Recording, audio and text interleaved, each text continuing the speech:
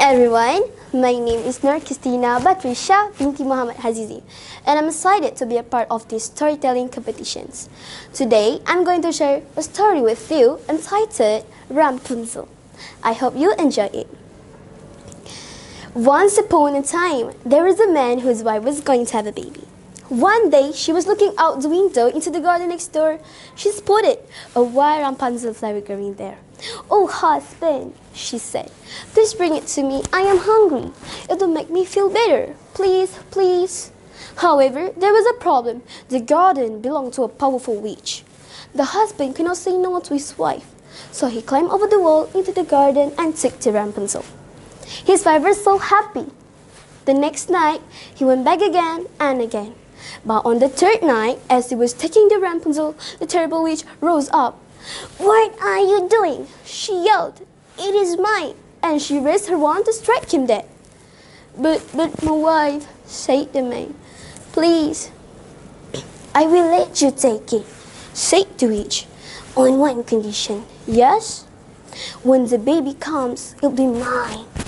The husband, not thinking, said, "Very well," and the witch let him go.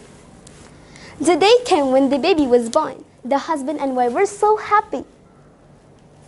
Then the witch arrived. "I have come to take what is mine," she said. "Please no," cried the wife. "A promise is a promise." And so saying, she took up the baby and headed off. She took the child to a tall tower in the wood. It had no door and only one window high up. And there she was Rapunzel. No one but the witch ever saw her. Rapunzel grew up to be very beautiful. She had lovely golden hair, which was very long. When the witch wanted to go up into the tower, she called out, "Rapunzel, Rapunzel, lay down your hair." The hair fell down and the witch climbed up the hair and went in. Now, one day, a prince was riding past the tower. He heard a beautiful song. He looked it up and saw a beautiful girl. The prince was fast in love with Rapunzel. On the spot, not long after, the witch arrived. "Rapunzel, Rapunzel, lay down your hair."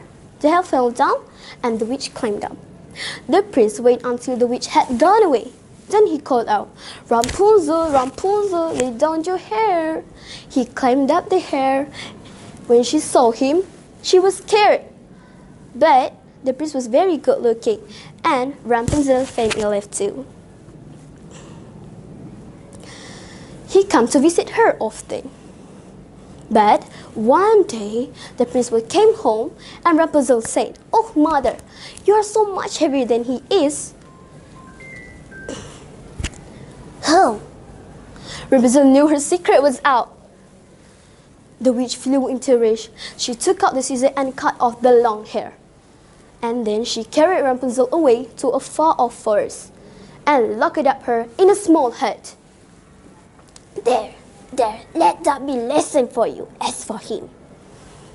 The prince came by and said, "Rapunzel, Rapunzel, lay down your hair." The hair fell down and the prince climbed up the hair. But to his horror, in the tower was not Rapunzel. It was the witch. "How dare you take what is mine?" she yelled. And she pushed him out the window. Down his turns below, and his eyes were terribly hurt. Alone and unable to see, the prince wandered the world. He felt for berries and fruit, so as not to starve. And he cried out, "Oh, Rapunzel, my love, where are you?" One day, he found himself in the forest. He heard a song that he had heard before. "Rapunzel? Oh, my love!" she cried of him. He went towards her voice and found of the doll heart and opened it up. She embraced him and wiped the tears out of his eyes. And suddenly the magic of love healed his eyes. "I can see!" cried the prince. "Oh, Rapunzel, my love, will you marry me?" "Of course." He took her to his palaces and married. They live happily ever after. The end. Thank you.